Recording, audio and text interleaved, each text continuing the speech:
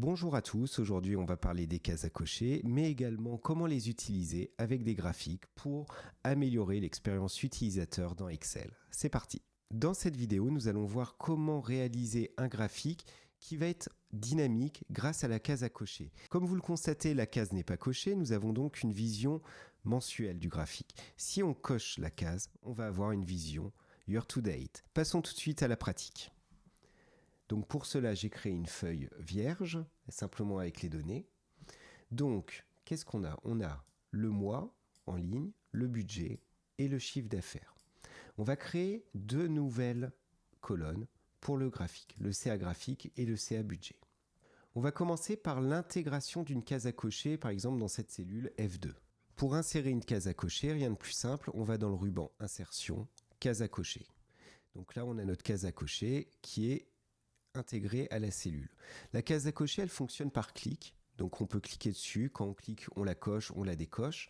Et il faut savoir que quand en fait elle est décochée, la valeur dans la cellule est à faux. Et quand elle est cochée, la valeur est à vrai.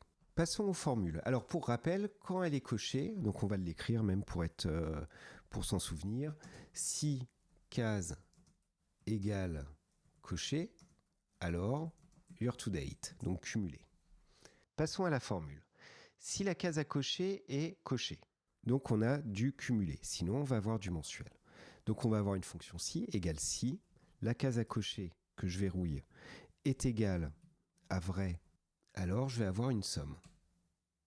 Alors cette somme-là, attention, je vais simplement figer le premier élément. Sinon, je vais avoir simplement la valeur du CA. On valide et on descend la formule. Donc là, actuellement, il me répète les éléments étant donné que la case n'est pas cochée. Si je coche ma case, j'ai bien un chiffre d'affaires cumulé. On va faire exactement la même chose pour le budget. Donc là, on ne va pas s'embêter, on va recopier-coller la formule et on va simplement changer le CA pour le budget. On descend la formule et on peut vérifier si ça fonctionne bien.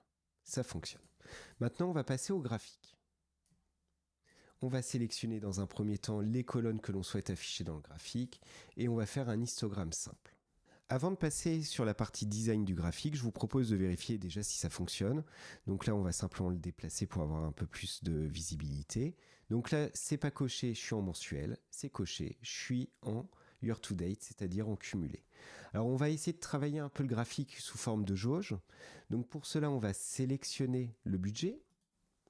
Donc je sélectionne mon budget et je vais mettre en forme les séries de données. Donc le budget est en orange. Ce que je vais faire, je vais le mettre en aucun remplissage. Et je vais mettre un trait en gris foncé avec une épaisseur de 2 points. Alors 2 points, c'est peut-être un peu gros. On va mettre 1,25 points. Une fois que j'ai fait cette partie-là, je vais pouvoir aller dans l'option des séries. Et la superposition des séries, je vais la mettre à 100% et je vais diminuer la largeur de l'intervalle pour mieux voir les données. Alors ce qu'on va faire après, c'est retravailler un petit peu les couleurs au niveau du chiffre d'affaires, parce que là le chiffre d'affaires n'est pas forcément visible.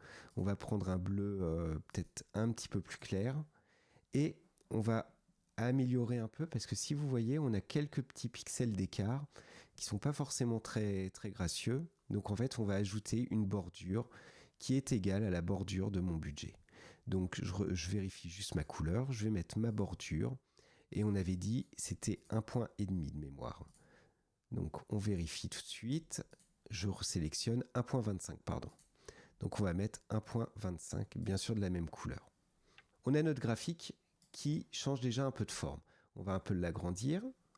Ce type de graphique permet de visualiser facilement si le chiffre d'affaires est au-dessus du budget. Si le bleu est supérieur au carré, au rectangle, alors on est au-dessus du budget.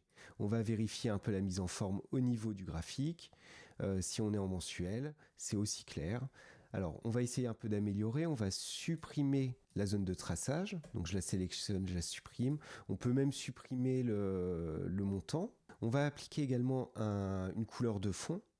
Donc, on va faire un remplissage uni en gris clair, ce qui permet d'avoir une meilleure lisibilité. On va retirer également ici Au niveau des traits, les contours, on va mettre aucun trait pour gagner encore en lisibilité.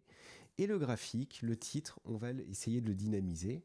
Donc pour cela, ce qu'on va faire, on voudrait avoir quoi? Le chiffre d'affaires et l'écart sur budget.